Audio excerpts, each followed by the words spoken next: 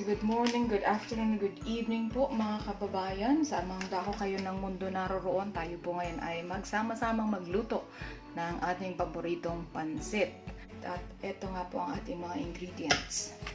Onions chopped, garlic granules, chicken cubes, ground black pepper, of course, cabbage, celery, carrots, beansprouts. We have olive oil. We have, of course, our Chinese stir-fry noodles. At ito po ang gagamitin natin pang toppings, ang ating roasted chicken and ang ating spring onions. Okay, ito pong ating kawali ay mainit na. Nilagyan din natin ng kaunting olive oil para lutuin na natin yung ating vegetables. Uumpisahan ko po sa onions.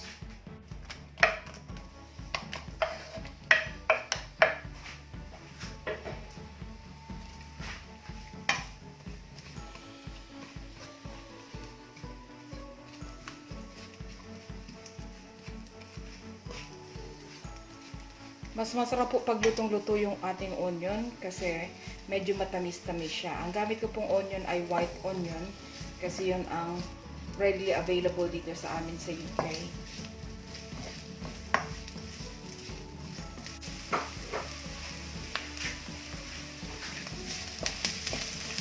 At this stage po, ilalagay ko na yung lahat ng ating mga gulay. Pagkasamasamahin ko na po sila kasi para sabay-sabay lang silang maluto.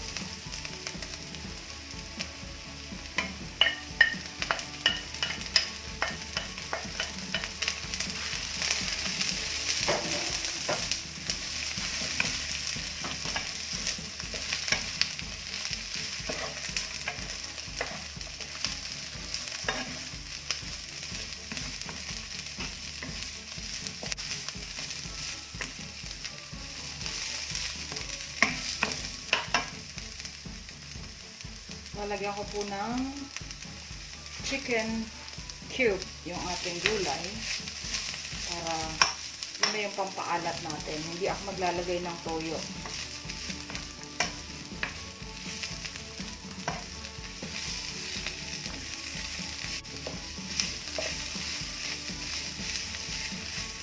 Lalagyan ko na po ng garlic.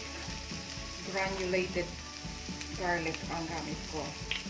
Kasi medyo matapang yung fresh garlic. Nalagyan din natin ng ground pepper.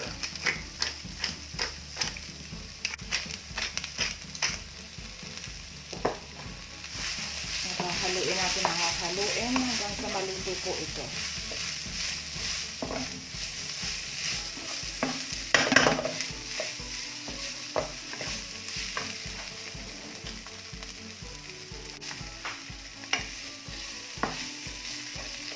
Ayan, so in a matter of 4-5 minutes po, luto na yung ating gulay.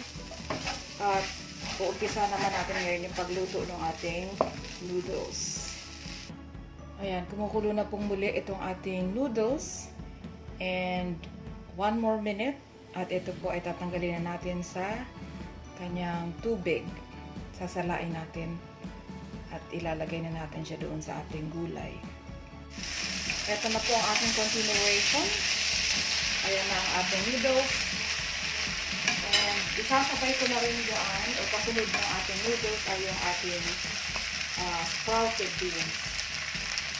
O bean sprouts.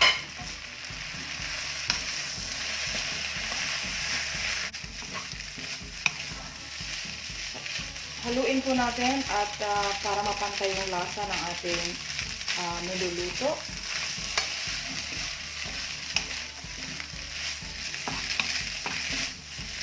And antay tayo ng mga 1 more minute. Dahil luto na po sila pareho. Ayan. Ito po yung ating napakadali at napakasimpleng lutuin na pancit puti. Dahil hindi po tayo gumamit ng ating toyo para pampalasa. Okay. We are done. Ito na po yung ating finished product, ang ating pong pancit puti gamit ang chicken cubes instead of soy sauce. Ang ating pong ingredients ilalagay natin sa ating description box, at kung kayo po ay bago sa ating channel, kindly subscribe and paki-like na rin po yung ating video, and tayo po ay mag-upload on a weekly basis. Thank you!